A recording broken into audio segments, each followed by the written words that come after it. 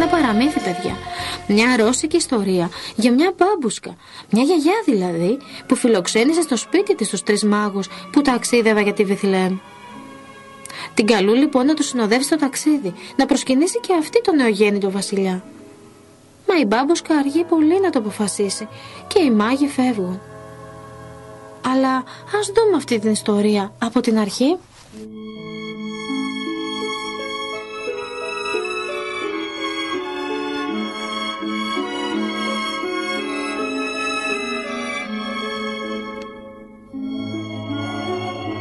Όλοι οι χωρικοί ήταν έξω, μιλώντας με ενθουσιασμό. Ξαναείδατε χθες βράδυ εκείνο το φωτεινό αστέρι? Φυσικά και το είδαμε. Ναι, και ήταν μεγαλύτερο χτες. Ναι, και η πορεία του ήταν προς το χωριό μας. Απόψε θα είναι ακριβώς πάνω μας. Εκείνο το βράδυ ο ενθουσιασμός δεν περνούσε την ατμόσφαιρα ευχάριστα, σαν γλυκό αεράκι, και περνούσε μέσα από τα σοκάκια και τους δρόμους. Ήρθε ένα μήνυμα. Πλησιάζει ένας στρατός. Όχι, δεν είναι στρατός, παρέλαση είναι. Άλογα, καμήλες και θησαυροί. Τώρα όλοι ήταν περίεργοι για τα νέα. Κανείς δεν μπορούσε να δουλέψει. Κανείς δεν μπορούσε να μείνει μέσα. Κανείς εκτός από την μπάμπουσκα. Η μπάμπουσκα είχε δουλειές να κάνει. Πάντα είχε. Σκούπιζε, σφουγγάριζε, γυάλιζε τα πατώματα και όλα έλαμπαν. Το σπίτι της ήταν το πιο περιποιημένο. Πάντα καθαρό και αστραφτερό. Όλα αυτά τα κάνουν για ένα αστέρι, μουρμούρισε. Εγώ δεν έχω χρόνο ούτε για να κοιτάζω. Έχω μείνει τόσο πίσω στη δουλειά που πρέπει να μαζεύω και να καθαρίζω όλο το βράδυ. Έτσι δεν είδε το αστέρι που έλαμπε στον ουρανό εκείνο το βράδυ? Ούτε θαύμασε την παρέλαση που έγινε στο χωριό με τα πανέμορφα φωτάκια. Ούτε άκουσε τις φλογέρες και τα τύμπανα που όσο περνούσε η ώρα δυνάμωναν καθώς η παρέλαση πλησίαζε στο χωριό. Επίσης δεν άκουσε τις γεμάτες ενθουσιασμού φωνές των χωρικών και μετά το ξαφνικό ψιθύρισμα. Αλλά το χτύπο στην πόρτα, αυτό τον άκουσε. Δεν γινόταν αλλιώς. Τι είναι πάλι αυτό? Είπε και πήγε να ανοίξει την πόρτα. Η μπάμπουσκα απόρρισε. Αυτοί που της χτύπησαν την πόρτα ήταν 3 βασιλιάδες. Ψάχνουμε ένα μέρος να ξεκουραστούμε, της είπαν. Και το σπίτι σου είναι το καλύτερο του χωριού.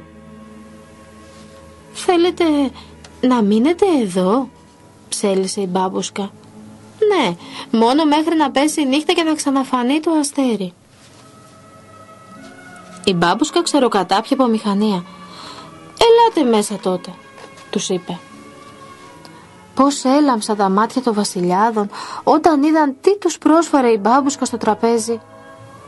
Καθώς τους σέρβιρε, η μπάμπουσκα τους ρωτούσε συνέχεια. Ήρθατε από μακριά? Ναι, από πολύ μακριά, απάντησε ο Κάσπαρ. Ακολουθούμε το αστέρι, είπε ο Μελχιόρ. Και προς τα πού πάτε δηλαδή? Απόρρισε η μπάμπουσκα. Δεν ξέρουμε, της είπαν. Αλλά πίστευαν ότι θα τους οδηγούσε στο νεογέννητο βασιλιά. Ένα βασιλιά που ο κόσμος δεν είχε ξαναδεί ποτέ. Το βασιλιά της γης και του ουρανού. Γιατί δεν έρχεσαι μαζί μας, είπε ο Βαλτάσαρ, και να του πας κι εσύ ένα δώρο όπως εμείς? Κοίτα, εγώ έχω χρυσό και οι φίλοι μου φέρνουν Λίβανο και Σμύρνα. Α, είπε η μπάμπουσκα, δεν είμαι σίγουρη ότι θα ήμουν ευπρόσδεκτη. Όσο για το δώρο, γιατί αυτό το τουρσί θα άρεσε σε όλους τους βασιλιάδες, είπε ο Βαλτάσαρ. Η μπάμπουσκα γέλασε. Τουρσί, για μωρό? Ένα μωρό χρειάζεται παιχνίδια. Μετά σκέφτηκε για λίγο. Έχω ένα ντουλαπάκι γεμάτο παιχνίδια, είπε θλιμμένα. Το μικρό μου παιδί, ο δικός μου βασιλιάς, πέθανε όταν ήταν πολύ μικρός. Ο Βαλτάσαρ τη σταμάτησε και της είπε, αυτός ο νεογέννητος βασιλιάς μπορεί να γίνει και δικός σου βασιλιάς. Έλα μαζί μας. Θα το σκεφτώ, ψέλισε η μπάμπουσκα. Καθώς οι βασιλιάδες κοιμούνταν, η μπάμπουσκα καθάρισε και μάζευε το σπίτι όσο πιο αθόρυβα γινόταν. Τι πολλή δουλειά που είχε να κάνει παραπάνω και αυτός ο νέος βασιλιάς.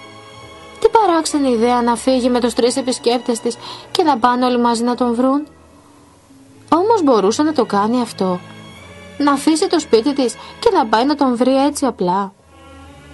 Η μπάμπουσκα ανασκουμπόθηκε. Δεν υπάρχει χρόνος για όνειρα, σκέφτηκε. Τόση δουλειά, σκούπισμα, σφουγγάρισμα, τα πιάτα και παραπάνω μερίδες για μαγείρεμα. Τέλος πάντων, για πόσο θα έλειπε? Και με το δώρο τι θα γινόταν? Αναστέναξε. Έχω τόσα πολλά πράγματα να κάνω. Το σπίτι θα πρέπει να είναι καθαρό αφού φύγουν. Δεν θα μπορούσα να το αφήσω έτσι.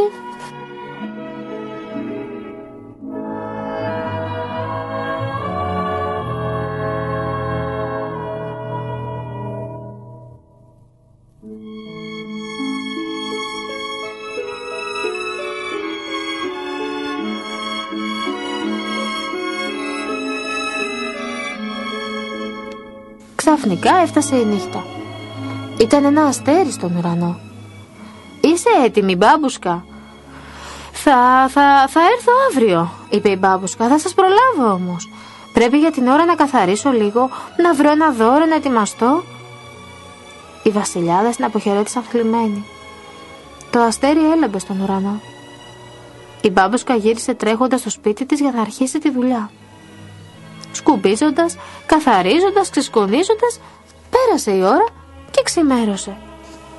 Τελικά η μπάμπουσκα πήγε στο μικρό του λαπάκι, το άνοιξε και ξανακοίταξε στενοχωρημένη όλα τα παιχνίδια. Ήταν τόσο σκονισμένα και ήταν σίγουρο πως δεν έκανα για τον νεογέννητο βασιλιά. Έπρεπε όλα να καθαριστούν. «Καλύτερα να ξεκινήσω από τώρα να τα καθαρίζω», σκέφτηκε η μπάμπουσκα. Δούλευε γρήγορα, πολύ γρήγορα. Ένα προς ένα τα παιχνίδια ακτινοβολούσαν, έλαμπαν και άστραφταν. Τώρα μπορούσε να τα προσφέρει στον νεογέννητο βασιλιά. Ήταν ήδη πρωί. Μπορούσε να ακούσει τους αγρότες που δούλευαν. Μετά κοίταξε στον ουρανό, μα το αστέρι είχε χαθεί. Οι βασιλιάδες θα είχαν βρει ένα άλλο μέρος να ξεκουραστούν και πίστεψε πως θα τους έβρισκε εύκολα τώρα. Αλλά η μπάμπουσκα ένιωθε πολύ κούραση και αποφάσισε να ξαποστάσει. Μόνο για μια ώρα.